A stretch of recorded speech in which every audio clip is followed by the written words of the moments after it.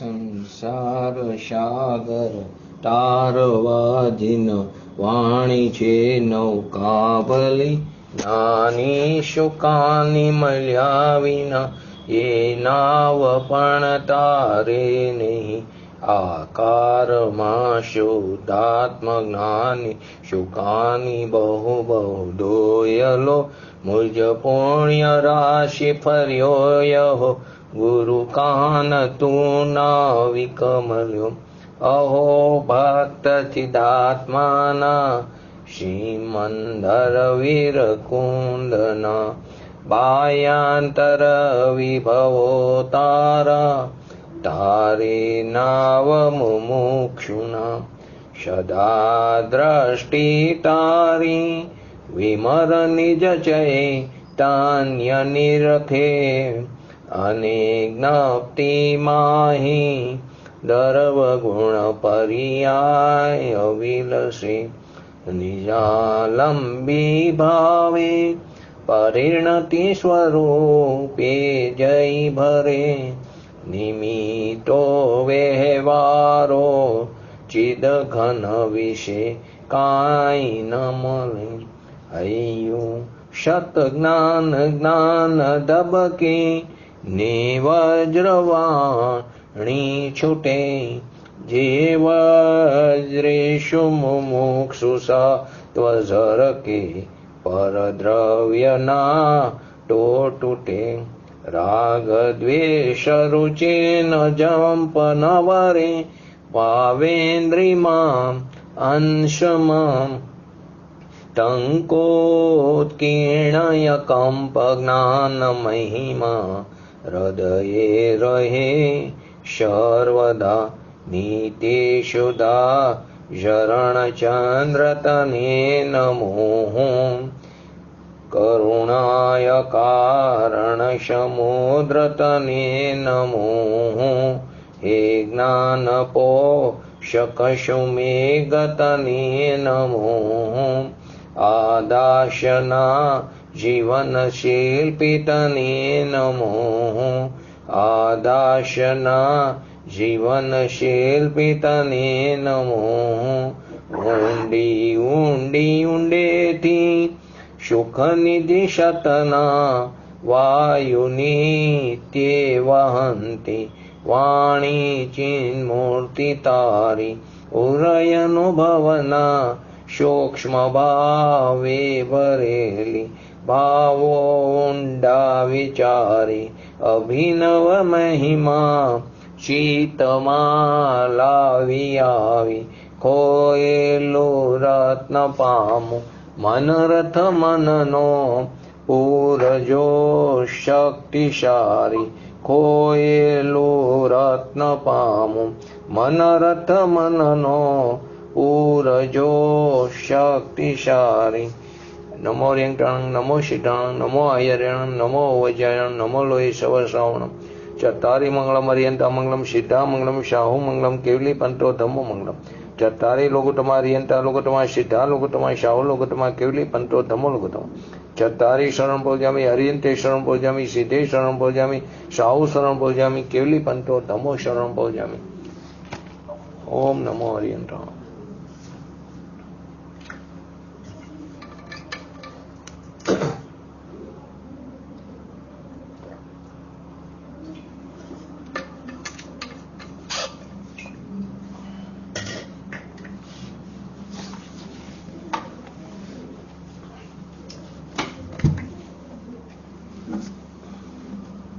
આપણે નયનો સ્વાધ્યાય ચાલે છે તો નયના સ્વાધ્યાયમાં છેલ્લે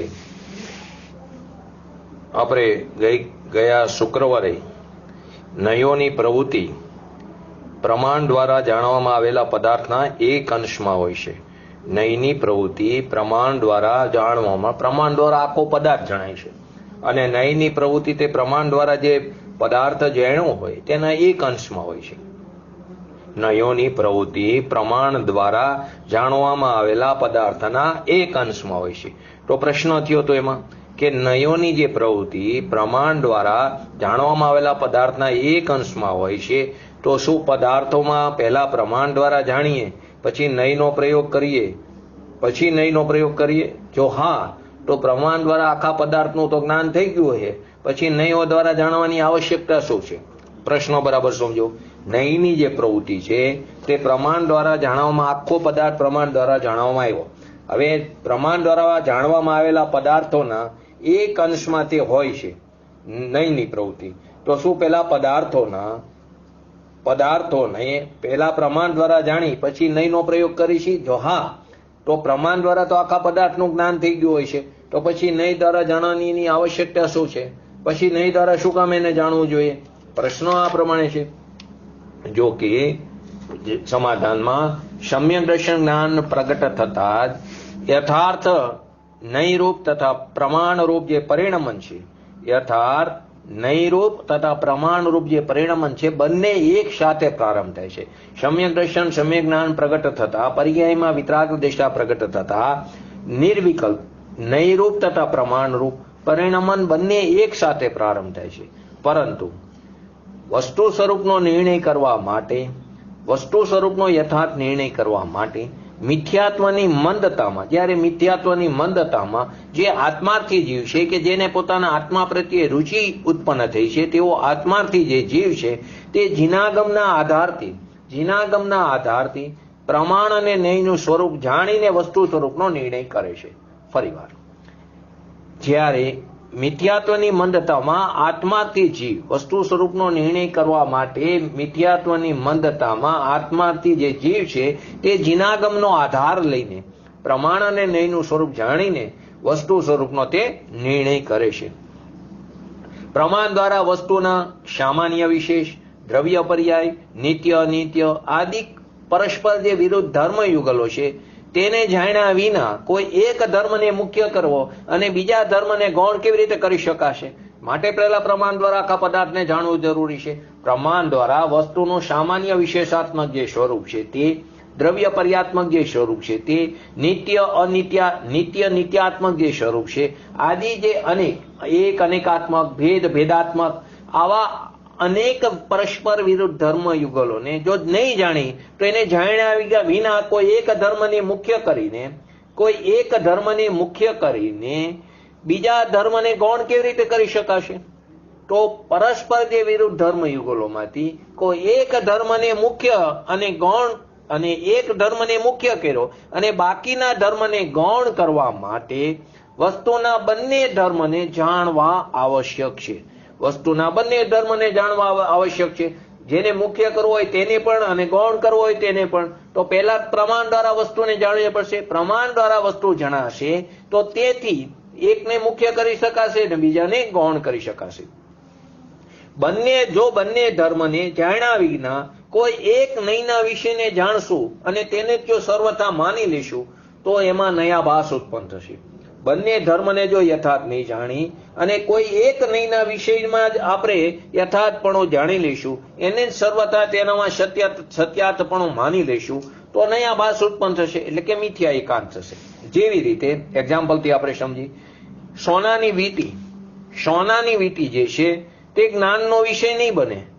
માત્ર સોનું અથવા વીંટીને મુખ્ય કેવી રીતે કરી શકશું? જો સોનાની વીંટી જ્ઞાનનો વિષય ન બને તો માત્ર સોનું અથવા માત્ર વીંટીને મુખ્ય ગૌણ કેવી રીતે કરી શકશું? તો સોનાને મુખ્ય કર્યા વિના તેને દ્રષ્ટિનો વિષય બનાવવાનો નિર્ણય કેવી રીતે કરી શકશું? સોનાને મુખ્ય કર્યા વિના તેને દ્રષ્ટિનો વિષય બનાવવાનો નિર્ણય કેવી રીતે કરી શકાશે? માટે તે પ્રમાણ દ્વારા જાણવામાં આવેલા પદાર્થોના કોઈ એક અંશમાં નહીંઓની પ્રવૃત્તિ હોય છે. માટે જ પ્રમાણ દ્વારા જે આખો પદાર્થ જણાય છે તેમાંથી કોઈ એક અંશમાં નહીંઓની પ્રવૃત્તિ હોય છે. એક્ઝામ્પલમાં સમજો, સોનાની જે વીંટી છે તે જ્ઞાનનો વિષય નહીં બને તો માત્ર સોનુને મુખ્ય કેવી રીતે કરી શકશું કે માત્ર વીંટીને મુખ્ય કેવી રીતે કરી શકશું? સોનાને મુખ્ય કર્યા વિના તેને દ્રષ્ટિનો વિષય કેવી રીતે બનાવી શકાશે? માટે પ્રમાણ દ્વારા જાણવામાં આવેલો જે આખો પદાર્થ છે સોનાની વીંટી, તેના પદાર્થોના કોઈ એક અંશમાં નહીંની પ્રવૃત્તિ હોય છે. એટલે એનો સિદ્ધાંતનો સાર શું નીકળો? પ્રમાણથી નહીંઓની ઉત્પત્તિ થાય છે. શું થાય? પ્રમાણથી નહીંઓની ઉત્પત્તિ થાય છે. કારણ કે વસ્તુના અજ્ઞાત થવાથી વસ્તુનું અજ્ઞાત થવાથી ગૌણતા અને મુખ્યતાનો અભિપ્રાય થતો નથી. જો વસ્તુને જ નહીં જાણી શકે તો કોને મુખ્ય કરશું, કોને ગૌણ કરશું? માટે પ્રમાણથી નયોની ઉત્પત્તિ થાય છે. પ્રમાણ દ્વારા પરસ્પર જે વિરુદ્ધ ધર્મયુગલો છે તેને એક સાથે જાણવામાં આવે છે. પ્રમાણથી આખા પદાર્થને જણાય તો તેમાં નિત્યપણું પણ જણાય અને અનિત્યપણું પણ જણાય. તો તેમાં પરસ્પર જે વિરુદ્ધ ધર્મયુગલો છે, એક, અનેક, ભેદ, અભેદ, તો આવા સામાન્ય વિશેષ, તો આવા પરસ્પર જે વિરુદ્ધ ધર્મયુગલો છે તેની એક સાથે જાણવામાં આવે છે. તેથી કોઈ ધર્મનો અંદર ઊંડો અભ્યાસ પ્રાપ્ત કરવાનો અવકાશ નથી. તેથી તેમાં કોઈ ધર્મનો બે વિરુદ્ધ ધર્મયુગલોને એક સાથે જાણે છે. તેથી કોઈ એક ધર્મને એનો અંદર વિશેષ પરિચય કરવાની એમાં અવકાશ નથી. જેનાથી જો વિશેષ પરિચય થાય તો એમાં કોને હે કરવું, કોને ઉપાધિ કરવું એ કરી શકાય. પરંતુ પ્રમાણમાં તો આખો પદાર્થ જણાય છે, તો તેમાં પરસ્પર બે વિરુદ્ધ ધર્મયુગલો એક સાથે જણાય છે. તો તેમાંથી કોને મુખ્ય કરવું, કોને ગૌણ કરવું એવો એમાં અવકાશ નથી. જેનાથી હે ઉપાધિનો નિર્ણય પણ થતો નથી. તો કોઈ એક ધર્મને મુખ્ય કરીને જાણવાથી તે ધર્મરૂપ વસ્તુનો ઊંડો અભ્યાસ થઈ શકે છે. કોઈ એક ધર્મને મુખ્ય કરો અને અન્ય ધર્મને ગૌણ કરવાથી વસ્તુનો પ્રગાઢ પરિચય થઈ શકે છે. માટે પ્રમાણ દ્વારા જાણવામાં એવો આખો પદાર્થ પછી નયોની જે પ્રવૃત્તિ છે તે પદાર્થના એક અંશમાં હોય છે. તો પ્રશ્ન શું હતો એનો આપણે આ જવાબ સમજ્યા કે નયોની પ્રવૃત્તિ પ્રમાણ દ્વારા જાણવામાં આવેલા પદાર્થોના એક અંશમાં છે. તો પદાર્થોને પહેલા પ્રમાણ દ્વારા જાણે પછી નયનો પ્રયોગ કરી, તો કે હા. તો પછી નયનો પ્રયોગ જો કરતા હોય તો પછી સંપૂર્ણ પદાર્થનું જ્ઞાન કર્યા પછી નયની પ્રવૃત્તિ શું કામ જાણવી, નયની શું આવશ્યકતા છે એનો આપણે જવાબ સમજ્યા. હવે આગળનો પ્રશ્ન કે કેવળ જ્ઞાન વિના આપણને સંપૂર્ણ વસ્તુને કેવી રીતે જાણી શકીએ? જ્યાં સુધી પૂર્ણ દિશાની પ્રાપ્તિ ન થાય તો આપણે સંપૂર્ણ વસ્તુને કેવી રીતે જાણી શકીએ? અને સંપૂર્ણ વસ્તુને જાણ્યા વિના મુખ્ય ગૌણ કરવું કેવી રીતે સંભવે? આ પ્રશ્નના કાઉન્ટર પ્રશ્ન કે કેવળ જ્ઞાન વિના આપણે સંપૂર્ણ વસ્તુને કેવી રીતે જાણી શકીએ? કેવળ જ્ઞાનમાં જણાય છે. હવે કેવળ જ્ઞાન વિના તો એને આપણે જાણી ન શકતા, અને સંપૂર્ણ વસ્તુને જાણ્યા વિના આપણે મુખ્ય ગૌણ કેવી રીતે કરી શકશું? તો સમાધાનમાં અહીં કેવળ જ્ઞાન દ્વારા પ્રત્યેક ધર્મને પ્રત્યક્ષ જાણવા વિવિક્ષિત નથી. કેવળ જ્ઞાન દ્વારા પ્રત્યેક ધર્મને પ્રત્યક્ષ જાણવાનું અહીં એની વાત નથી. પરંતુ વસ્તુ જે અનંત ધર્માત્મક છે એવું શ્રુત જ્ઞાન પ્રમાણથી જાણવું અને તેના સામાન્ય, વિશેષ, એક, અનેક, નિત્ય, અનિત્ય આદિ જે વિરુદ્ધ પરસ્પર ધર્મયુગલો છે તેને એક સાથે જાણવા એ જ સંપૂર્ણ વસ્તુનું જાણવું છે. અહીં કેવળ જ્ઞાન દ્વારા જે આખા પદાર્થને પ્રત્યક્ષ જાણવાની વાતની અહીં વાત નથી. કેવળ જ્ઞાન દ્વારા પ્રત્યેક પદાર્થને પ્રત્યક્ષ જાણવાની જે વાત છે એ વાત અહીં નથી. પરંતુ વસ્તુ કેવી છે? અનંત ધર્માત્મક છે, જેમાં પરસ્પર વિરુદ્ધ ધર્મયુગલો પણ પડેલા છે. તેવું શ્રુત જ્ઞાન પ્રમાણથી જાણવું અને તેના સામાન્ય, વિશેષ આદિ જે પરસ્પર વિરુદ્ધ ધર્મયુગલો છે તેને એક સાથે જાણવા એ જ સંપૂર્ણ વસ્તુનું જાણવું છે. અહીં અત્યારે એ સંપૂર્ણ વસ્તુનું જાણવું છે. ઓલું પ્રત્યક્ષ આખું જાણવાની વાત છે કેવળ જ્ઞાનની, એ વાત નથી.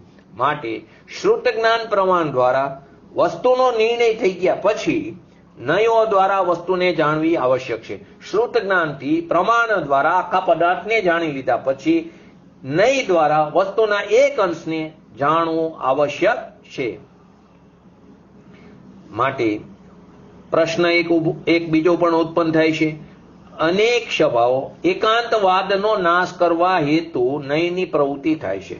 આચાર્યએ સમજાયું કે એકાંતવાદ છે તેનો નાશ કરવા માટે, એનો નાશ કરવાના હેતુએ નયની પ્રવૃત્તિ થાય છે. તો કે અનેક સભાઓથી પરિપૂર્ણ જે વસ્તુ છે, જે પદાર્થ છે તેને પ્રમાણ દ્વારા ગ્રહણ એટલે કે તેને પ્રમાણ દ્વારા જાણ્યા પછી એકાંતવાદનો નાશ કરવા માટે નયની યોજના કરવી જોઈએ. ફરીવાર એકાંતવાદનો નાશ કરવા માટે નયની પ્રવૃત્તિ થાય છે. આપણે તો નયમાં જવાનું છે ને, નય સમજવું છે તો નયનું પહેલા સામાન્ય સ્વરૂપ તો સમજવું પડશે ને. તો કે નયનું સામાન્ય સ્વરૂપમાં અનેક સ્વભાવોથી પરિપૂર્ણ વસ્તુને પ્રમાણ દ્વારા ગ્રહણ કર્યા પછી એકાંતવાદનો નાશ કરવાના હેતુએ નયની પ્રવૃત્તિ અથવા નયની યોજના કરવી છે. પ્રશ્ન એક ઉભો થયો કે જો નહીં સ્વયં સમ્યક એકાંત સ્વરૂપ છે તો નહીંના પ્રયોગથી એકાંતનો નાશ કેવી રીતે થશે? જે નહીં છે તે સ્વયં પોતે સમ્યક એકાંત સ્વરૂપ છે, તો નહીં પ્રયોગથી એકાંતનો નાશ કેવી રીતે થશે? તો એના માટે અહીં આચાર્યજીએ, સમદભદ્ર આચાર્યજીનું જે શાસ્ત્ર છે તેનો આધાર આપીને કીધું છે, પ્રમાણ અને નહીં છે સાધન જેના, પ્રમાણ અને નહીં જેના સાધન છે એવો અનેકાંત પણ અનેકાંત સ્વરૂપ છે. શું કીધું? પ્રમાણ અને નહીં છે સાધન જેના, કોના? પદાર્થના. તો એવો જે અનેકાંત તે પણ અનેકાંત સ્વરૂપ છે. અનેકાંતમાં અનેકાંત સમાયેલું છે, અનેકાંતમાં અનેકાંત સમાયેલું છે. તો આવું પ્રમાણ અને નહીં જેના સાધન છે એવો અનેકાંત પણ અનેકાંત સ્વરૂપ છે. કેમ કે સર્વ અંશના ગ્રાહી પ્રમાણની અપેક્ષાએ, સર્વ અંશનો કોણ ગ્રહણ કરે છે? પ્રમાણ. તો સર્વ અંશ ગ્રાહી પ્રમાણની અપેક્ષાએ વસ્તુ કેવી છે? અનેકાંત સ્વરૂપ. સર્વાંશ ગ્રહી પ્રમાણની અપેક્ષાએ, પ્રમાણ છે તે સર્વ અંશને ગ્રહણ કરે એટલે કે તેને સર્વ અંશને જાણે છે. તો સર્વાંશ ગ્રાહી પ્રમાણની અપેક્ષાએ વસ્તુ છે કેવી છે? અનેકાંત સ્વરૂપ. અને અંશગ્રાહી નહીંની અપેક્ષાએ, નહીં કેવો? અંશને ગ્રહણ કરે છે, અંશને જાણે છે, અંશે કથન કરે છે. તો અંશગ્રાહી નહીંની અપેક્ષાએ વસ્તુ એકાંત સ્વરૂપ છે. તો આમ થયું ને, એક પ્રમાણની અપેક્ષાએ, સર્વાંશગ્રાહી પ્રમાણની અપેક્ષાએ વસ્તુ અનેકાંત સ્વરૂપ છે, અંશગ્રાહી નહીંની અપેક્ષાએ વસ્તુ એકાંત સ્વરૂપ છે. તો આનું નામ અનેકાંત થયું. આનું નામ અનેકાંતનું અનેકાંત થયું. ફરી વાર, અનેકાંતનું અનેકાંત એટલે, અનેકાંત એટલે આમ પણ છે અને આમ પણ છે. અસ્થિના સ્થિતિ પણ આવે છે, અસ્થિના સ્થિતિ પણ આવે. અનેકાંતની આપણે અનેકાંતનું સ્વરૂપ જ્યારે આખું સમજ્યા હતા તેમાં બંને વસ્તુ સમજ્યા હતા. પણથી પણ આવે, થી પણ આવે, જ થી પણ આવે અને અસ્થિના સ્થિતિ પણ આવે. તો કે સર્વાંશગ્રાહી પ્રમાણની અપેક્ષાએ વસ્તુ જે છે કે જે પ્રમાણ છે તે સર્વ અંશને ગ્રહણ કરે છે, તો તેની અપેક્ષાએ વસ્તુ કેવી છે? અનેકાંત સ્વરૂપ છે. અને અંશગ્રાહી નહીંની અપેક્ષાએ વસ્તુ એકાંત સ્વરૂપ છે. આનાથી શું સિદ્ધ થયું? અનેકાંતમાં પણ અનેકાંતનો સ્વીકાર કરવામાં આવ્યો છે. સર્વતા અનેકાંતમાંનું એ પણ એકાંત છે, સર્વતા અનેકાંતમાંનું પણ એકાંત છે, જેના નાશ માટે નહીંને પ્રવૃત્તિ સમજવી જરૂરી છે. એટલે કથનથી અનેકાંત અને કથનથી એકાંત સ્વીકાર કરવાથી સમ્યક અનેકાંત થાય છે. ફરીવાર આખી વસ્તુ સમજ્યા આપણે આખું. તો અનેકાંતવાદી જે જૈન દર્શનમાં અનેકાંતમાં પણ અનેકાંતનો સ્વીકાર કરવામાં આવ્યો છે. તો જો એને સર્વતા અનેકાંત માનું તો તે પણ એકાંત છે, જેના નાશ માટે નહીંની યોજના કરવી જરૂરી છે. એટલે કે કથનથી અનેકાંત અને કથનથી એકાંત સ્વીકાર કરવાથી સમ્યક અનેકાંત થાય છે. અનેકાંતમાં પણ અનેકાંતનું સ્પષ્ટીકરણ જો આપણે સમજીએ તો જે રીતે વસ્તુ કથનથી ભેદરૂપ છે અને કથનથી અભેદરૂપ, વસ્તુનું સ્વરૂપ કેવું છે? ભેદાત્મક છે. તો જે રીતે વસ્તુ કેવી? કથનથી ભેદરૂપ પણ છે અને કથનથી અભેદરૂપ, સર્વથા અભેદરૂપ પણ નથી. એમાં જ્ઞાન, દર્શન, ચારિત્ર, શોક, વીર્ય, પ્રભુતા આદિ ગુણો પણ છે. તો તે એ અપેક્ષાએ તો ભેદરૂપ છે અને આખી વસ્તુ જે પદાર્થ છે તે અભેદરૂપ છે. તો વસ્તુ કથનથી ભેદરૂપ અને કથનથી અભેદરૂપ છે. સર્વતા ભેદરૂપ પણ નથી અને સર્વતા અભેદરૂપ પણ નથી. તેથી તેને સર્વતા જો અભેદરૂપ કે ભેદરૂપ માનું તેનું નામ મિથ્યા એકાંત. વસ્તુ કથનથી ભેદરૂપ છે અને કથનથી અભેદરૂપ છે. હવે એને જો સર્વતા અભેદ માનો કે સર્વતા ભેદરૂપ માનો તો તે શું છે? મિથ્યા એકાંત છે. તેવી જ રીતે વસ્તુને સર્વથા અનેકાંત રૂપ માનવી તે પણ મિથ્યા એકાંત છે. જો વસ્તુને સર્વથા અનેકાંત રૂપે માની તો પણ તે મિથ્યા એકાંત છે. વસ્તુમાં વિદ્યમાન પરસ્પર વિરોધ ધર્મ પ્રમાણ દ્વારા જાણવામાં આવે છે. પ્રમાણ દ્વારા વસ્તુની અંદર જે વિદ્યમાન છે પરસ્પર વિરોધ ધર્મ યુગલો તે જાણવામાં આવે છે. તેથી પ્રમાણની અપેક્ષાએ વસ્તુ કેવી છે? અનેકાંત સ્વરૂપ છે. જો તેને સર્વથા અનેકાંત રૂપ માનવામાં આવે તો નહીંનો વિષયભૂત એક એક ધર્મનો સર્વથા નાશ થવાની પ્રસંગ ઉપસ્થિત થશે. ફરીવાર, પ્રમાણની અપેક્ષાએ વસ્તુ અનેકાંત સ્વરૂપ. હવે જો એને સર્વતા એને અનેકાંત રૂપે માનવામાં આવે તો નહીંના વિષયભૂત એક એક ધર્મનો સર્વથા નાશ થવાનો પ્રસંગ ઉપસ્થિત થશે. અને જ્યારે એક જ ધર્મ નહીં રહે, જો એક જ ધર્મ અંદર નહીં રહે તો પરસ્પર વિરોધી ધર્મ પણ કેવી રીતે રહેશે? જો એની સર્વથા એકાંત રૂપે માની તો નહીંનો વિષયભૂત એક એક ધર્મ છે તેનો સર્વથા નાશ થશે. હવે જો તેનો સર્વથા નાશ થશે એવો પ્રસંગ ઉપસ્થિત થશે તો એક જ ધર્મ નહીં રહે તો પરસ્પર વિરુદ્ધ ધર્મ યુગલો પણ કેવી રીતે રહેશે? આ રીતે સમ્યક એકાંત રૂપ નયોનો નિષેધ કરવાથી અનેકાંત રૂપ વસ્તુનો પણ નાશ થઈ જશે. તો આ રીતે જો સમ્યક એકાંત રૂપ નહીંનો નિષેધ કર્યો તો અનેકાંત વાળી જે વસ્તુ છે તેનો પણ નાશ થઈ જશે. તેથી વસ્તુને સર્વથા અનેકાંત રૂપે ન માની પ્રમાણની અપેક્ષાએ કથનથી એકાંત રૂપ માનો અને નહીંની અપેક્ષાએ કથનથી એકાંત રૂપ માનવામાં જ અનેકાંત સમાયેલું છે. એટલે કથનથી અનેકાંત વત્તા કથનથી એકાંત બરાબર અનેકાંત એમ સમજવું જોઈએ. જો અનેકાંતમાંથી કથનથી એકાંત અર્થાત સમ્યક એકાંત કાઢી નાખવામાં આવે તો માત્ર સર્વથા અનેકાંત અથવા સર્વથા મિથ્યા અનેકાંત જ બાકી રહેશે. આપણે એક્ઝામ્પલથી સમજીએ. અનેકાંતમાં અનેકાંત તે જૈન દર્શનનું પરાકાષ્ઠા છે. એક્ઝામ્પલથી સમજી, જો કોઈ વ્યક્તિ ઝાડ લો આપણે, તો જો કોઈ વ્યક્તિ મૂળ, થડ, દારી, પાન, ફૂલ, ફળ, ફૂલ, વૃક્ષનું ચિત્ર બનાવવા માટે ઈચ્છે, પરંતુ મૂળ, દારી આદિ અંગોનું ચિત્ર ન બનાવે તો વૃક્ષનું ચિત્ર કેવી રીતે બનશે? કોઈ જીવ, કોઈ વ્યક્તિ ઝાડનું ચિત્ર બનાવવા માટે, વૃક્ષનું ચિત્ર બનાવવા માટે ઈચ્છા રાખે છે. તેની અંદર મૂળ, થડ, દારી, પાન, ફળ, ફૂલ આદિ રૂપ વૃક્ષનું ચિત્ર બનાવવા માટે ઈચ્છે છે, પરંતુ મૂળ, દારી આદિ અંગોનું ચિત્ર ન બનાવે તો વૃક્ષનું ચિત્ર કેવી રીતે બનશે? કારણ કે વૃક્ષ તો પોતાના સંપૂર્ણ અંગોમાં વ્યાપ્ત રૂપે અંગી રૂપ પણ છે. વૃક્ષ જે છે તે પોતાના સંપૂર્ણ અંગોમાં, અંગી જે છે તે સંપૂર્ણ અંગોમાં વ્યાપ્ત છે. ગુણી છે તેના ગુણમાં વ્યાપ્ત છે. ગુણી છે તેના ગુણમાં વ્યાપ્ત છે. અંગી છે તેના અંગમાં વ્યાપ્ત છે. અંશી છે તેના અંશમાં વ્યાપ્ત છે. તો વૃક્ષ છે તે પોતાના અંગોમાં વ્યાપ્ત અંગીરૂપ પણ છે તથા એક એક અંગરૂપ પણ છે. જે વૃક્ષ છે તે પોતાના બધા અંગોમાં વ્યાપ્તપણે અંગીરૂપ પણ છે અને એક એક અંગરૂપ પણ છે. અંગી અને અંગરૂપ વૃક્ષ મળીને અનેકાંત થાય છે. અંગી અને અંગરૂપ વૃક્ષ, એક એક અંગરૂપ વૃક્ષ મળીને અનેકાંત પણ છે તથા એક એક અંગરૂપ હોવાથી તે સમ્યક એકાંત રૂપ પણ છે. આ રીતે અનેકાંત પણ એટલે અંગ વત્તા અંગી અનેકાંત રૂપ છે, અર્થાત તેમાં સમ્યક એકાંત પણ સમાયેલ છે. તેથી પ્રમાણ દ્વારા જાણેલી વસ્તુમાં નય પ્રયોગ કરવાથી સર્વથા અનેકાંત રૂપ એકાંતનો નાશ થઈ જાય છે.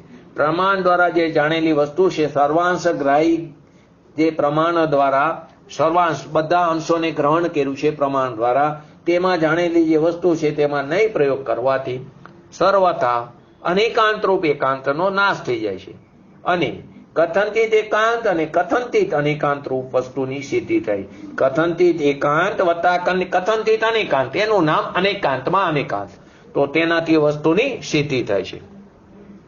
આગળ આપણે બપોરના સ્વાધ્યાયમાં કે રાતના સ્વાધ્યાયમાં આવી ગયું અનેકાંતનું સ્વરૂપ. તેમાં અનેકાંતના બે ભેદ જોયા હતા, સમ્યક અનેકાંત અને મિથ્યા અનેકાંત. એવી જ રીતે એકાંતના પણ બે ભેદ છે, સમ્યક એકાંત અને મિથ્યા એકાંત. તો સમ્યક અને કથનથી તે એકાત્વાચી, બંને વસ્તુ એક. સમ્યક લો કે કથનથી લો, અને મિથ્યા અને સર્વથા લો તે બંને એક છે. સમ્યક અને કથનથી તે એકાત્વાચી, એકાત્વાચી એટલે બે એક જ અર્થ થાય છે એનો, અને મિથ્યા અને સર્વથા તે પણ એકાત્વાચી છે. આગળનો પ્રશ્ન, નયોના કથનમાં વિવિક્ષિત ધર્મ મુખ્ય અને અવિવિક્ષિત ધર્મને ગૌણ કહેવામાં આવ્યો છે. શું કહેવામાં આવ્યું છે? નયના કથનમાં જે વિવિક્ષિત ધર્મ મુખ્ય અને અવિવિક્ષિત ધર્મને ગૌણ કીધું. તો એની અંદર વક્તાની ઈચ્છાને વિવિક્ષા કહેવામાં આવી. શું કહેવામાં આવ્યું? જે વક્તાની ઈચ્છા છે તેને શું કહેવામાં આવ્યું? વિવિક્ષા કહેવામાં આવ્યું. વસ્તુના કોઈ એક ધર્મને મુખ્ય કરીને વસ્તુનું કથન કરવું, વસ્તુના કોઈ એક ધર્મને મુખ્ય કરીને વસ્તુનું કથન કરવું તેને જ વિવિક્ષા કહેવામાં આવી.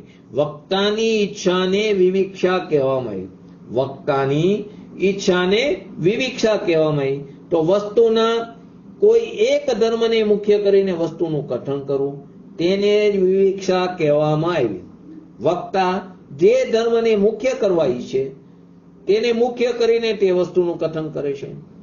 આ વાત સાંભળીને આપણને એમ લાગે કે વક્તાને પોતાની મનમરજી કરવાની આપણને છૂટ આપી છે, પરંતુ અહીં એની પોતાની મનમરજીની વાત નથી.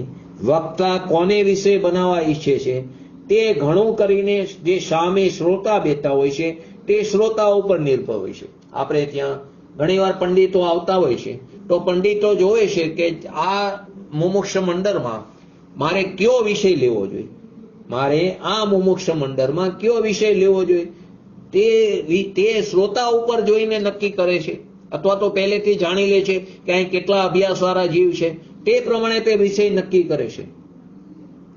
તો ઘણું કરીને વક્તા કોને વિષય બનાવવા ઈચ્છે છે તે શ્રોતા ઉપર હોય છે નિર્ભર, કારણ કે તેના દ્વારા કોઈ ધર્મને મુખ્ય કરવાનું પ્રયોજન તે ખરેખર તો શ્રોતાઓનું જે તત્વ સંબંધી જે અજ્ઞાનતા છે તેનો નાશ કરવાનું છે. એનું પ્રયોજન શું છે કે તેના દ્વારા કોઈ એક ધર્મને મુખ્ય કરવાનું પ્રયોજન તો ખરેખર શ્રોતામાં તત્વ સંબંધી જે અજ્ઞાનતા છે તેનો નાશ કરવાનું છે. પોતાનો જે ક્ષયક્ષમ છે તેનો સદુપયોગ કરીને સામે જે વક્તા છે, શ્રોતા છે, તેનું તત્વ સંબંધી જે અજ્ઞાનતા છે તેનો નાશ કરવાનો છે. તો વક્તા દ્વારા કોઈ એક વિષયને મુખ્ય બનાવવા ઈચ્છે છે તે ઘણું કરીને શ્રોતાઓ પર નિર્ભર હોય છે.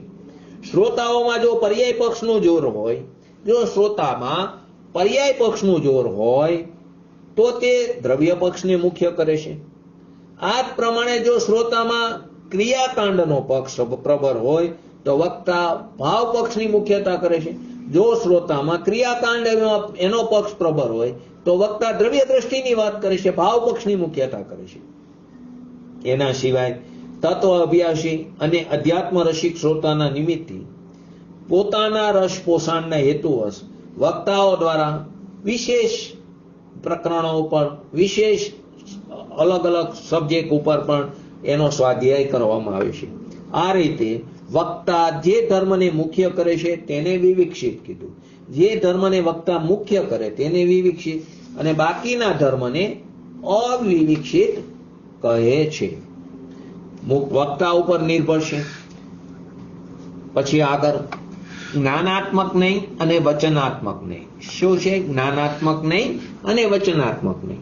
તો નહીં જે છે તે શ્રુત જ્ઞાનનો ભેદ છે. આપણે આગળ આવી ગયું. શ્રુત પણ એના પણ બે ભેદ પડે છે.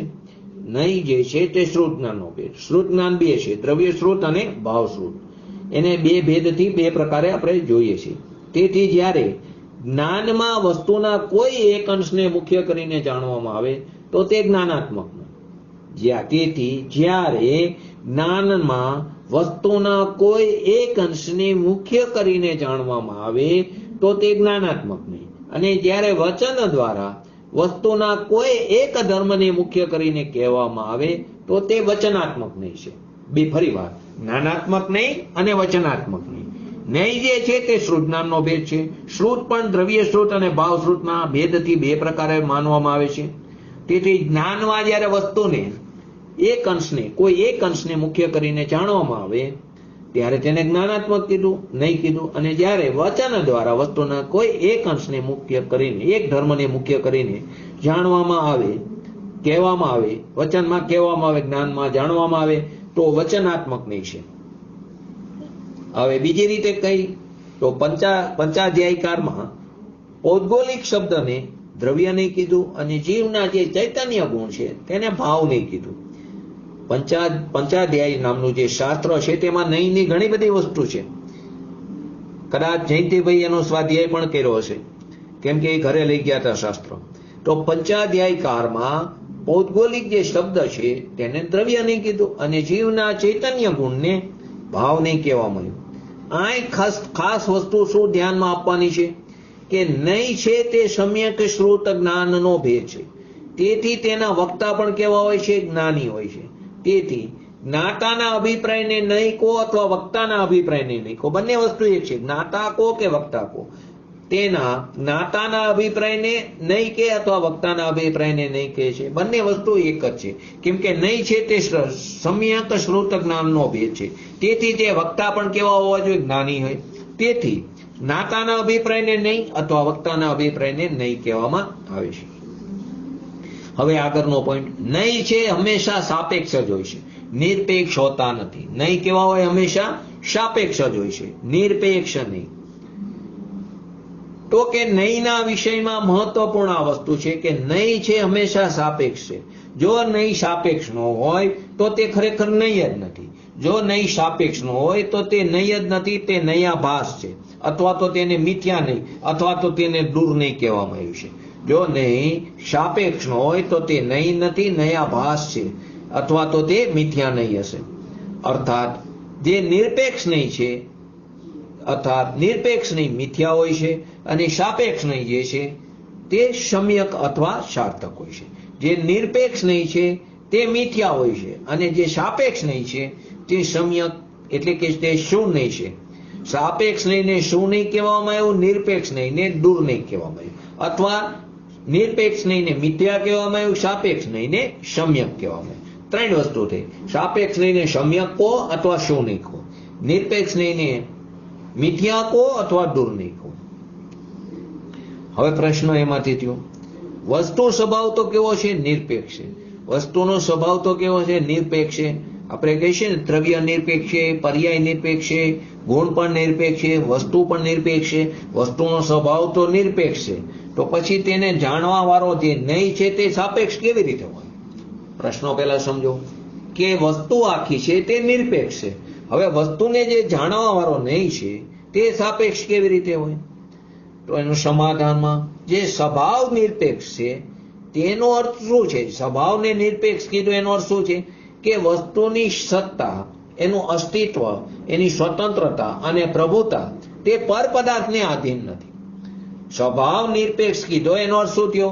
દરેક વસ્તુ સ્વતંત્ર છે. દરેક વસ્તુની સત્તા એટલે કે તેનું અસ્તિત્વ, તેની સ્વતંત્રતા, તેની પ્રભુતા પર પદાર્થને આધીન નથી. વસ્તુ પોતાના સ્વરૂપથી સત છે. દરેક વસ્તુ પોતાના સ્વરૂપથી સત છે. એ જ એની નિરપેક્ષતા છે. અહીં નિરપેક્ષનો અર્થ એ છે, વસ્તુ સ્વભાવ જે નિરપેક્ષ કીધો એનો અર્થ શું છે? વસ્તુ પોતાના સ્વરૂપથી જ સત છે, એ જ એની નિરપેક્ષતા છે. પરંતુ તેની અંદર જે વિદ્યમાન પડ્યા છે અનંત ધર્મ, તેમાં મુખ્ય ગુણ કરીને જાણવામાં આવે છે તથા કહેવામાં આવે છે. જાણવામાં આવ્યું એને આપણે જ્ઞાનાત્મક કીધું, કહેવામાં આવ્યું એને વચનાત્મક કીધું. જે વસ્તુ છે તેમાં અનંત વિરુદ્ધ ધર્મ યુગલો અંદર વિદ્યમાન પડ્યા છે, તેમાંથી મુખ્ય કોણ કરીને જાણવામાં આવે અથવા તો કહેવામાં આવે છે. હવે એમાંથી કોઈ એક ધર્મને મુખ્ય કરવો તે જ સાપેક્ષતા છે. એમાંથી કોઈ એક ધર્મને મુખ્ય કરવો તે સાપેક્ષતા છે. પ્રશ્નનો જવાબ આવી ગયો. શું હતો? વસ્તુ સ્વભાવ તો કેવો છે? નિરપેક્ષ છે. તો પછી એને જાણવા વાળા નહીં કેમ સાપેક્ષ હોય? કેવી રીતે હોય? તો કે સ્વભાવ નિરપેક્ષ એનો અર્થ શું થયો? કે દરેક વસ્તુ પોતાના સ્વરૂપથી સત છે. વસ્તુની સત્તા, કોઈની સ્વતંત્રતા, કોઈની પ્રભુતા, કોઈ તે પર પદાર્થને આધીન નથી. દરેક વસ્તુ પોતાના સ્વરૂપથી સત છે, એ જ એની નિરપેક્ષતા. પરંતુ એની અંદર પરસ્પર વિરુદ્ધ ધર્મ યુગલો વિદ્યમાન જે પડેલા છે તેને મુખ્ય અને ગૌણ કરીને જાણવામાં અથવા કહેવામાં આવ્યા છે. એમાંથી કોઈ એક ધર્મને મુખ્ય કરવો એનું નામ જ સાપેક્ષતા છે. જો અપેક્ષા શબ્દ જે વપરાય છે તો અપેક્ષા શબ્દના પણ અનેક અર્થ થાય છે. માટે જ્યાં જે અપેક્ષા એ વસ્તુ કહેવામાં આવી અર્થક હોય તે પ્રમાણે સમજવું એ આપણું કર્તવ્ય છે. માટે જ આપણે આપણો પોતાનો અભ્યાસ વધારવાની જરૂર છે. અપેક્ષા શબ્દના પણ અનેક અર્થ થાય છે. જ્યાં વસ્તુને પર અને પર પર્યાયોથી નિરપેક્ષ કહેવામાં આવે છે. અપેક્ષા શબ્દના પણ અનેક અર્થ થાય છે. જ્યાં પદાર્થને પર અને પર્યાયથી નિરપેક્ષ કહેવામાં આવે છે ત્યાં પરાધીનતાના અર્થમાં અપેક્ષા શબ્દનો પ્રયોગ કરીને વસ્તુના સ્વભાવને નિરપેક્ષ અથવા સ્વાધીન કહેવામાં આવ્યો છે. પહેલો અપેક્ષા શબ્દનો પ્રયોગ. અપેક્ષા શબ્દનો અર્થ શું પહેલો કર્યો? જ્યાં પદાર્થને વસ્તુને પર અથવા પર્યાયોથી નિરપેક્ષ કહેવામાં આવ્યો, ત્યાં પરાધીનતાના અર્થમાં અપેક્ષા શબ્દનો પ્રયોગ કરીને વસ્તુના સ્વભાવને નિરપેક્ષ કહેવામાં આવ્યો અથવા સ્વાધીન કહેવામાં આવ્યો. હવે અપેક્ષા શબ્દનો લૌકિકમાં અર્થ જુદો છે. અપેક્ષા શબ્દનો લૌકિક અર્થમાં આપણે શું કે કોઈની પાસેથી કંઈક લેવું હોય, ઈચ્છવું હોય, આશા કરવી હોય, ત્યારે એમ કહેવામાં આવે છે અમને તો તેઓની પાસે એવી અપેક્ષા નહોતી, એમની પાસે અમને આવી અપેક્ષા હતી. નયોની સાપેક્ષાના પ્રશ્નમાં આ અર્થ યોગ્ય નથી. નયોની જે સાપેક્ષતાની વાત છે તેમાં આ અર્થ અત્યારે યોગ્ય નથી. હવે ન્યાયશાસ્ત્ર, ઘણા ન્યાયશાસ્ત્ર, કોઈ જ્ઞાન પ્રધાન શૈલી હોય, કોઈ જ્ઞાન પ્રધાન, કોઈ દ્રષ્ટિ પ્રધાન હોય અને કોઈ ન્યાયશાસ્ત્ર હોય. ધારો કે જ્ઞાન પ્રધાન લો તો આપણે નિયમસાર, પ્રવચનસાર જ્ઞાન પ્રધાન છે, સમયસાર છે તે દ્રષ્ટિ પ્રધાન છે, તે ન્યાયશાસ્ત્ર પણ છે. તો ન્યાયશાસ્ત્રમાં અપેક્ષા શબ્દનો પ્રયોગ અવિનાભાવિત્વના અર્થમાં પણ કરવામાં આવ્યો છે. અવિનાભાવી, આપણે આગળ ઘણી વાર શબ્દ આવી ગયો છે.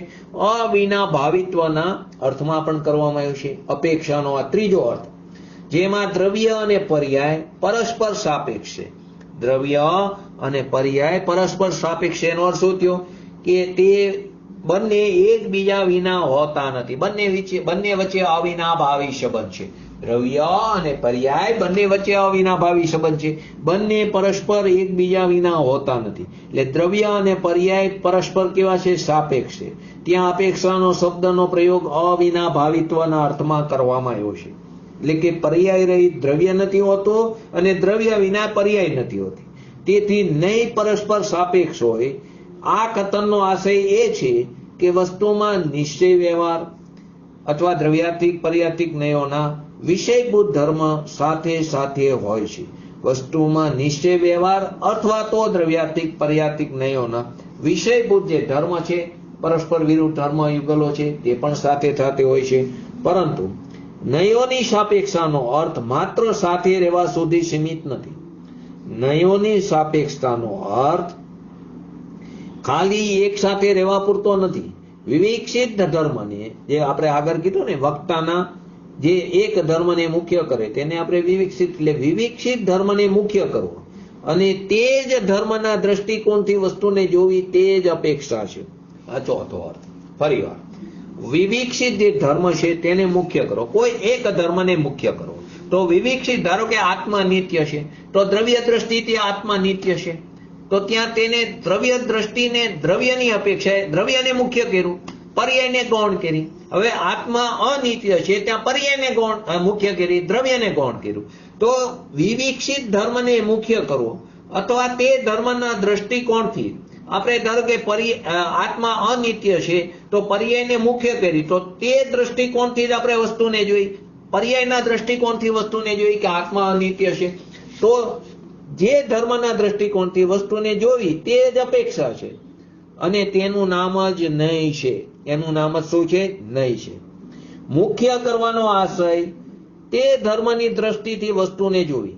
મુખ્ય કરવાનો આશય આપણે પર્યાયને મુખ્ય કરી તો એનો આશય થયો કે તે ધર્મની દ્રષ્ટિથી તે વસ્તુને જોઈ, તેનું નામ જ નય છે. જેમ કે આત્મા કેવો છે? એક છે, અભેદ છે, નિત્ય છે, ધ્રુવ છે. જો આ વિશેષણ દ્રવ્ય દ્રષ્ટિથી, દ્રવ્યની અપેક્ષાથી અથવા તો દ્રવ્યાર્થિક નયની અપેક્ષાથી કહેવામાં આવે તો સમ્યક એકાંત થશે.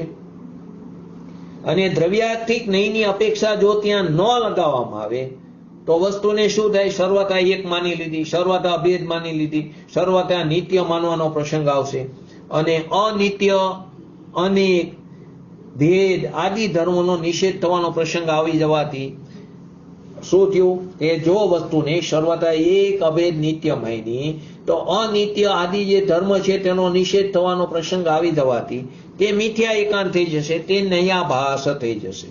તે શું થઈ છે? મિથ્યા ન્યાય, મિથ્યા એકાંત અથવા નયાભાસ. આ રીતે આત્માને અનેક અનિત્ય તથા ભેદરૂપ કેવો? તે પર્યાયની અપેક્ષાએ પર્યાયને મુખ્ય કરી છે.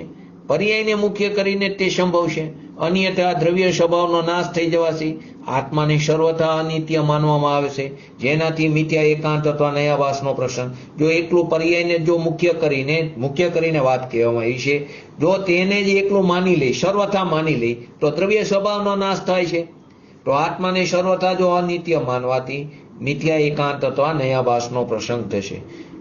આ જ રીતે કોઈ અપેક્ષાથી કહો કે કોઈ ધર્મની મુખ્ય કરીને કહો, તે બંને એક જ વાત છે. કોઈ અપેક્ષાથી કહો અથવા કોઈ એક જ ધર્મને મુખ્ય કરીને કહો, બંને વસ્તુ એક જ છે. બીજી અપેક્ષાની સ્વીકૃતિ ગૌણતામાં સમાયેલી છે. બીજી જે અપેક્ષાની અંદર સ્વીકારપણું જે છે તે ગૌણતામાં સમાયેલું છે. માટે જ સાપેક્ષ નયત સમ્યક કહેવામાં આવ્યા. અને નિરપેક્ષ નહીં, એટલે કે અપેક્ષા વિનાની વસ્તુને સર્વથા એક ધર્મરૂપું કહેવા વાળા નહીં, તેને મિથ્યા નહીં, તેને દૂર નહીં, એને નિરર્થક કહેવામાં આવ્યા. એટલે મિથ્યા નહીંથી વસ્તુનો યથાર્થ નિર્ણય થઈ શકતો નથી, માટે તેને દૂર નહીં અને નિરર્થક પણ કહેવામાં આવ્યા. આગળ પ્રશ્ન. કેટલાક લોકો એમ કહે છે કે અપેક્ષા લગાવીને વસ્તુ સ્વભાવને નબળો ન કરવો જોઈએ. અપેક્ષા લગાડીને વસ્તુ સ્વભાવને તમે ઢીલો કરી નાખો છો. આ કથનની પણ ખરેખર તો અપેક્ષા સમજવી જોઈએ. જે લોકો આત્માના ત્રિકારી શુદ્ધ સ્વભાવને નથી માનતા અને તેને સર્વથા જે અશુદ્ધ માને છે, તે કહે છે કે હા, આત્મા તો શુદ્ધ છે, પરંતુ તે નિશ્ચયનીનું કથન છે. નિશ્ચયનીથી તો આત્મા શુદ્ધ છે, પરંતુ વ્યવહારનીથી તો અશુદ્ધ છે ને. અત્યારે અમે તેને શુદ્ધ કેવી રીતે માની શકીએ? આવી અનેક પ્રકારથી તે નિશ્ચયથી આત્માને શુદ્ધ કહેતા થતા પણ અભિપ્રાયમાં તેના શુદ્ધ સ્વભાવનો તે નિષેધ જ કરતા રહે છે. જે લોકો કથનની અપેક્ષા ન સમજે, જે આત્માના ત્રિકારી શુદ્ધ સ્વભાવને નથી માનતા અને તેને સર્વથા અશુદ્ધ માને છે, તે કહે છે કે આત્મા શુદ્ધ તો છે, પરંતુ તે તો નિશ્ચયનીનું કથન છે. નિશ્ચયનીથી આત્મા શુદ્ધ છે, પરંતુ વ્યવહારનીથી તો આત્મા અશુદ્ધ છે ને. અત્યારે તો અશુદ્ધ છે ને. અત્યારે અમે એને શુદ્ધ કેવી રીતે માની શકીએ? તો આ પ્રકારે તે નિશ્ચયથી આત્માને શુદ્ધ કહેતા અભિપ્રાયમાં તેના શુદ્ધ સ્વભાવનો તે નિષેધ કરે છે. અપેક્ષા લગાડવાનું સમ્યક પર એ છે કે વસ્તુના એ પડખાને જાણીને, અપેક્ષા લગાડવાનું સમ્યક એટલે કે એનું સાચું ફળ એ પ્રાપ્ત થાય છે. વસ્તુનો એ પડખાને જાણીને હે ઉપાધિનો યથાર્થ નિર્ણય કરવામાં આવે. વસ્તુના એ પડખાને યથાર્થ જાણી લઈને હે ઉપાધિનો નિર્ણય કરવામાં આવે. પરંતુ આપણે અજ્ઞાનતામાં આવું ન કરીને માત્ર વાતોમાં જ અપેક્ષા લગાડી છે, અને વાતોમાં જ અપેક્ષા લગાડીને આપણા પોતાનો જે વિપરીત અભિપ્રાય અનાદિકાળથી જે પડ્યો છે તેની પુષ્ટિ કરી છે. માટે એ કહેવું પણ યોગ્ય છે કે અપેક્ષા લગાવીને વસ્તુને ઢીલી ન કરવી જોઈએ. અપેક્ષાનો સમ્યક પ્રયોગ કરવાથી વસ્તુ સ્વભાવ ખરેખર નબળો નથી થતો. અપેક્ષાનો સાચો પ્રયોગ કરવાથી વસ્તુ સ્વભાવ નબળો નથી થતો. જો આપણે કહીશું આત્મા નિરપેક્ષ રૂપથી શુદ્ધ છે, તેને નિશ્ચયનીથી શુદ્ધ ન કહો, તો આત્માની અશુદ્ધતાના સંબંધમાં પણ કહી શકાય કે આત્મા નિરપેક્ષથી અશુદ્ધ છે. તે વ્યવહાર નહીં અથવા પર્યાર્થિક નહીંથી અશુદ્ધ નથી. તેથી અપેક્ષા લગાડવાથી નબળાપણું નહીં, પરંતુ વસ્તુ વ્યવસ્થાનું સમ્યક પ્રતિપાદન અથવા તો વસ્તુ સ્વરૂપો પર જોર આવે છે, અને પોતાનું જે જ્ઞાન છે, સાચું જ્ઞાન છે, તેને તે સુરક્ષા કવચ પૂરું પાડે છે નહીં. અપેક્ષાનો સંયોગ પ્રયોગ કરવાથી વસ્તુ સ્વભાવ નબળો નથી થતો. આપણે નાસ્તિથી લીધું, પહેલા અસ્થિથી લીધું. આત્મા નિરપેક્ષ રૂપથી શુદ્ધ છે, તેને નિશ્ચયનીથી શુદ્ધ ન કહો, અને આત્માની અશુદ્ધતાના સંબંધમાં કહી શકાય કે આત્મા નિરપેક્ષ રૂપથી અશુદ્ધ છે, તો તે વ્યવહાર નહીં અથવા પર્યાર્થિક નહીંથી અશુદ્ધ નથી. તેથી અપેક્ષા લગાડવાથી નબળાપણું નથી, પરંતુ વસ્તુ વ્યવસ્થા જે છે તેનું સાચું પ્રતિપાદન થાય છે, વસ્તુ સ્વરૂપ ઉપર જોર આવે છે. તેથી સમ્યક જ્ઞાનની સુરક્ષા થાય છે. હવે આગળ પ્રશ્નો થાય છે કે આત્મા નિશ્ચયનીથી શુદ્ધ નથી, તે તો સ્વભાવથી શુદ્ધ છે. આ કહેવાનો મતલબ શું છે? આત્મા નિશ્ચયનીથી શુદ્ધ નથી, એ તો સ્વભાવથી શુદ્ધ છે. આ કથનનો શું અર્થ થાય છે? નિશ્ચય નહીં કો અર્થાત શુદ્ધ સ્વભાવને જાણવા વાળી જ્ઞાનની પર્યાય નિશ્ચયની આત્માને શુદ્ધ જાણે છે, શુદ્ધ કરતો નથી. નિશ્ચય નહીં અર્થાત શુદ્ધ આત્માને જાણવા વાળી જે જ્ઞાનની વર્તમાન પર્યાય છે તે નિશ્ચયની આત્માને શુદ્ધ જાણે છે, શુદ્ધ કરતો નથી. માટે કહેવામાં આવે કે આત્મા કોઈ નહીં અથવા જાણવાથી શુદ્ધ નથી. શુદ્ધ તો પોતાના સ્વભાવથી જ છે. કોઈ નિશ્ચયથી જાણવાથી શુદ્ધ નથી. ખરેખર શુદ્ધ તો પોતાના સ્વભાવથી જ છે. અજ્ઞાની શુદ્ધ સ્વભાવને નથી જાણતા તો પણ તેમનો ત્રિકારી સ્વભાવ તો શુદ્ધ જ છે. આપણે અજ્ઞાન દિશામાં આપણા શુદ્ધ સ્વભાવને જાણતા નથી. વચનમાં જાણી છે પણ એનો સ્વીકાર નથી, માટે આપણે શુદ્ધ સ્વભાવને જાણતા નથી. તો પણ આપણો સ્વભાવ તો કેવો છે? નિગુણ દશામાં પણ શુદ્ધ હતો, અત્યારે પણ શુદ્ધ છે અને ભવિષ્યમાં પણ શુદ્ધ જ રહેવાનો છે. તો કે અજ્ઞાની શુદ્ધ સ્વભાવને નથી જાણતા તો પણ આપણો ત્રિકારી સ્વભાવ તો શુદ્ધ જ છે. શુદ્ધ સ્વભાવને ન જાણવાને લીધે જ આપણે સંસારમાં પરિભ્રમણ કરી 84 લાખ યોનિઓમાં રખડી છે, અનાદિકાળથી રખડી છે ને હજી પણ જો સ્વભાવનો સ્વીકાર નહીં કરી, હજી પણ આપણા આત્માનું અવલંબન લઈ લઈ તો હજી પણ આપણે 84 લાખ યોનિઓમાં પરિભ્રમણ કરીને અનંતકાળ સુધી રખડતા રહીશું.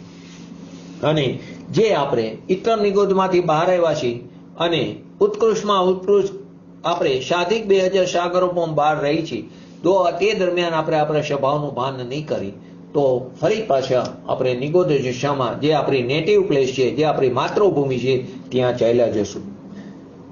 તો સ્વભાવને શુદ્ધ કહેવાનો આશય એ છે કે સ્વભાવની અપેક્ષા એ શુદ્ધ છે, તેથી તેમાં પણ અપેક્ષાનો અંદર મૂક પ્રયોગ એટલે કે અંદર ગર્ભિત રીતે તે પ્રયોગ અપેક્ષાનો સમાયેલો છે.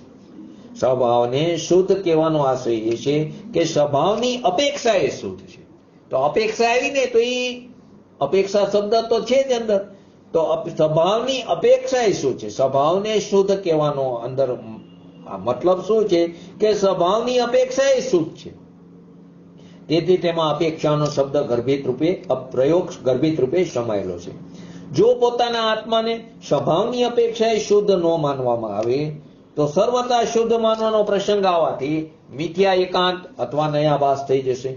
જો પોતાના આત્માને સ્વભાવની અપેક્ષા એ શુદ્ધ ન માનવામાં આવે, સર્વથા શુદ્ધ માની લે. અત્યારે આપણને પર્યાયમાં સંસાર ઉભો છે ને, અશુદ્ધતા ઉભી છે ને. હવે જો એને સર્વથા આપણે સ્વભાવની અપેક્ષા એ શુદ્ધ ન માની અને સર્વથા શુદ્ધ માનવાનો પ્રસંગ આવે તો શું થશે? મિથ્યા એકાંત થઈ જશે, નયાભાસ થઈ જશે. આ રીતે નય અને અપેક્ષા પર્યાયવાથી સિદ્ધ થવાથી એ સ્પષ્ટ થાય છે કે સાપેક્ષ નહીં સમ્યક હોય છે, નિરપેક્ષ નહીં. નહીં અને અપેક્ષા પર્યાયવાચી છે બંને, તે બંને સિદ્ધ થવાથી એ સ્પષ્ટ થઈ જાય છે કે નહીં જે છે સાપેક્ષ નહીં સમ્યક હોય છે, નિરપેક્ષ નહીં સમ્યક નથી હોતા, તે મિથ્યા હોય છે, દુર્નય હોય છે. આ રીતે આપણે આ માધ્યમથી નયોનું સામાન્ય સ્વરૂપ જાણીને જીનવાણીનો અભ્યાસ કરો, તે આપણા માટે, આપણા આત્માર્થી માટે તે ખરેખર શ્રેયસ કરશે. આગળ આપણે સમજી આપણે ક્યાંથી આ વાત ચાલુ થઈ હતી કે જે વસ્તુના અનેક સ્વભાવોને પૃથક કરીને એક સ્વભાવમાં સ્થાપિત કરે તેને નહીં કીધું, અને જે અપર પક્ષનો નિષેધ ન કરીને વસ્તુના અંશે કથન કરે તેને નહીં કીધું. ક્યાંક શ્રુત જ્ઞાનના વિકલ્પને, ક્યાંક જ્ઞાતાના અભિપ્રાયને અથવા તો વક્તાના અભિપ્રાયને નહીં કીધું. હવે જે જગત છે જે કેવું છે? જગતની બધી વસ્તુઓ, બધા પદાર્થો તે સામાન્ય વિશેષાત્મક છે. એ સામાન્ય વિશેષાત્મક જે પદાર્થ છે તે જ પ્રમાણનો વિષય છે, તે જ જ્ઞાનનો વિષય છે. આ સામાન્ય વિશેષાત્મક જે પદાર્થ છે તે જ પ્રમાણનો વિષય છે, તે જ જ્ઞાનનો વિષય છે. તેથી તેને સાચું જાણવા વાળું જ્ઞાન જ પ્રમાણ છે, તેથી તેને સમ્યક જાણવા વાળું જ્ઞાન જ પ્રમાણ છે. ફરીવાર જગતના પદાર્થો સામાન્ય વિશેષાત્મક છે, સામાન્ય વિશેષાત્મક વસ્તુ જ પ્રમાણનો વિષય છે, તે તેના જ્ઞાનનો વિષય છે. તો આમ સમ્યક જાણવા વાળું જ્ઞાન જ પ્રમાણ છે. અને નહીં પ્રમાણનો એક દેશ છે, નહીં છે તે પ્રમાણનો એક દેશ છે. અને પ્રમાણનો વિષય સંપૂર્ણ વસ્તુ છે અને નહીં છે તે વિષય અંશ છે. પ્રમાણ નહીં જે છે તે પ્રમાણનો એક દેશ છે. પ્રમાણ છે, પ્રમાણનો વિષય આખો પદાર્થ છે. પ્રમાણનો વિષય આખો પદાર્થ છે અને નહીંનો વિષય શું છે? અંશ છે. વસ્તુના અંશનું કથન કરવામાં કારણે નયોની પ્રવૃત્તિ વસ્તુના એક દેશમાં હોય છે. વસ્તુના અંશનું કથન કરવાને કારણે નહીંની જે પ્રવૃત્તિ છે તે વસ્તુના એક દેશમાં જ હોય છે, એક અંશમાં જ હોય છે. આવા વસ્તુના એક દેશનું નિરૂપણ કરવા વાળો હોવાથી નયોનું જે કથન છે તે હંમેશા અપેક્ષા સહિત સાપેક્ષ જ હોય છે. વસ્તુના એક દેશનું નિરૂપણ કરવા વાળું હોવાથી નયનું કથન હંમેશા અપેક્ષા સહિત હોય છે અથવા સાપેક્ષ હોય છે. અપેક્ષા રહિત નથી હોતું, નિરપેક્ષ નથી હોતું. નયના કથનમાં જો નયના કથનની સાથે અપેક્ષા ન લગાડવામાં આવે તો જે વાત આપણે વસ્તુના એક અંશ માટે કીધી હતી તે આખા સંપૂર્ણ વસ્તુ માટે સમજવામાં આવશે. ફરીવાર, નયોનું કથનની સાથે નયોનું જે કથન થાય છે તેની સાથે જો અપેક્ષા ન લગાડવામાં આવે તો જે વાત વસ્તુના અંશ માટે કહેવામાં આવી હતી તે આખી વસ્તુના બાબતમાં સમજવામાં આવશે, જે ખરેખર સત્ય નહીં થાય. આપણે એક્ઝામ્પલથી આપણે જ્યારે સ્વાધ્યાયમાં જીન મંદિરમાં સ્વાધ્યાય કર્યો ત્યારે પણ આ એક્ઝામ્પલ લીધું હતું કે જેવી રીતે કોઈ પણ હાથી, આપણે હાથી જે છે તેને શું કહે છે? હાથી થાંભલા સમાન છે. કોઈ એમ કે હાથી થાંભલા સમાન છે, તો ખરેખર આ કથન એના પગની અપેક્ષાએ કરવા માટે સાચું છે. હાથીને થાંભલા સમાન કીધો તો એનું કથન એના પગની અપેક્ષાએ બરાબર છે. કેમ કે હાથીનો જે પગ છે તે થાંભલા જેવો છે. પણ અને જો આની અપેક્ષા બતાયા વગર આખા હાથીની બાબત માટે જો આ કથન કરવામાં આવે તો તે કથન સાચું નથી રહેતું. ફરીવાર, આપણે જે કથન કર્યું કોઈ પણ કે હાથી થાંભલા સમાન છે, હવે અહીંયા એનું કથન પેરની અપેક્ષાએ પગની અપેક્ષાએ કરવામાં આવે તો બરાબર છે.